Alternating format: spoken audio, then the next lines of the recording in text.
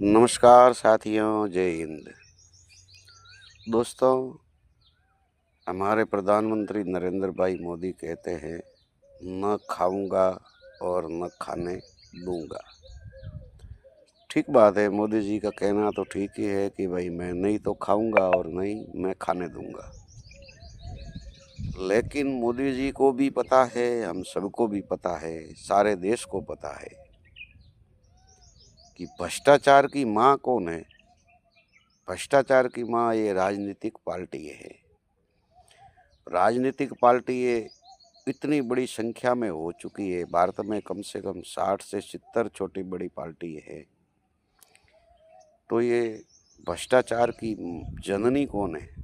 राजनीति। और भ्रष्टाचार के कीटाणु कौन है? ये पार्टी है। क्योंकि आज एक पार्टी को चलाने के लिए अरबों रुपयों की जरूरत होती है। तो ये छुट भैया नेता जो भी है, खादी का कुर्ता पायजामा और ऊपर टोपी लगाकर किसी न किसी नेता से सेट हो जाते हैं, जो वास्तव में गली के गुंडे होते हैं। और गुंडागिरी करते करते किसी नेता की छत्र छाया में सेट हो जाते हैं। फिर छोटा मोटा पद मिल जाता है। फिर थोड़ा रुतबा बढ़ता है तो पंच, सरपंच, उप सरपंच, जिला डेलीगेट होते होते विधायक और फिर लोकसभा, राज्यसभा तक तिकड़म तिकड़म करके पहुंच जाते हैं। मतलब असली भ्रष्टाचार तब होता है जब जो आदमी का ग्राफ बढ़ता है। इसलिए ये सारी पार्टियों पर, जो राजनीतिक पार्टी है, उन पर भारत सरकार को, चुनाव आयोग को प्रतिबंध लगा देना चाहिए। और जितनी भी पार्टी हैं, भारत में केवल 2 राजनीतिक पार्टी होनी चाहिए, भारतीय कांग्रेस पार्टी और भारतीय जनता पार्टी। बाकियों को जिनसे जो सेट होता है अपनी विचारधारा, उनको कुछ को कांग्रेस में मिल जाना चाहिए, कुछ को बीजेपी में मिल जाना चाहिए और अपनी राजनीति करनी चाहिए। ऐसा नहीं है कि उनको राजनीति नहीं करने देना है, करने देना है। लेकिन राजनीतिक पार्टी ये 2 ही होनी चाहिए, तो ही देश में भ्रष्टाचार पर थोड़ा लगाम लग सकेगा। मोदी जी बड़ा बड़ा भ्रष्टाचार रोकने में सफल जरूर हुए हैं, लेकिन छोटा छोटा भ्रष्टाचार बड़े पैमाने पर होता है। वो कौन सा?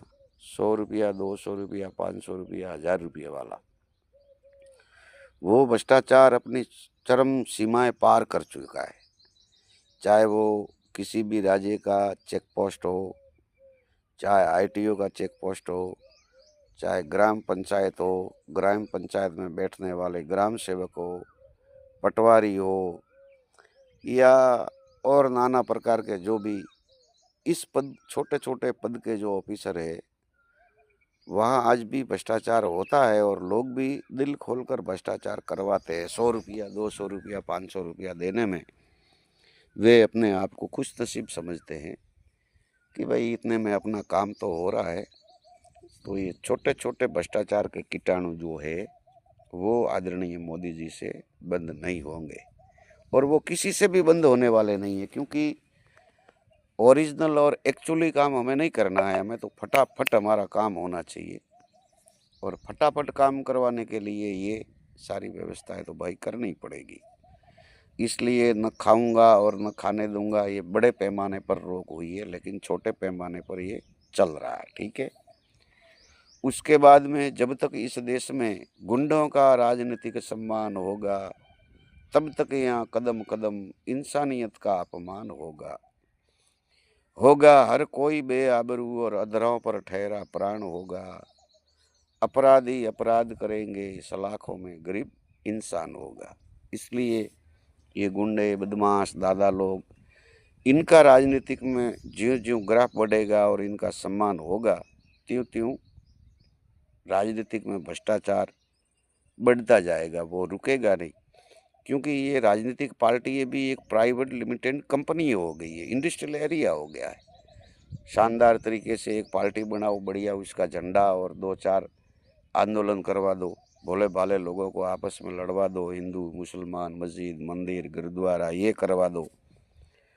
और फिर किसी न किसी बड़े नेता की उन उसको नोटिस करता है कि भाई ये जो भी गुंडा है इसने पार्टी बनाई है और इसको अब अपने को सपोर्ट करना चाहिए, तो इसके वोट हमें मिलेंगे। फिर उसकी छत्रछाया में वो बड़े हो जाते हैं और यूँ धीमे धीमे जैसे तैसे करके एक दो विधायक, एक आध सांसद बन जाने के बाद फिर बढ़िया तरीके से वो पार्टी रोड पे चलने लगती है और शानदार तरीके से भ्रष्टाचार भी करने लगते हैं।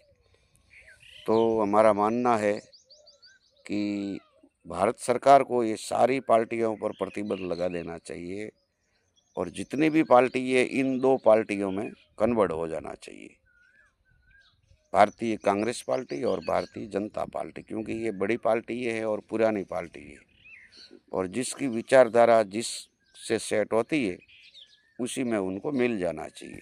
कैसी बात है, अगर बात सही हो तो थोड़ा लाइक भी करना और वीडियो को शेयर भी करना।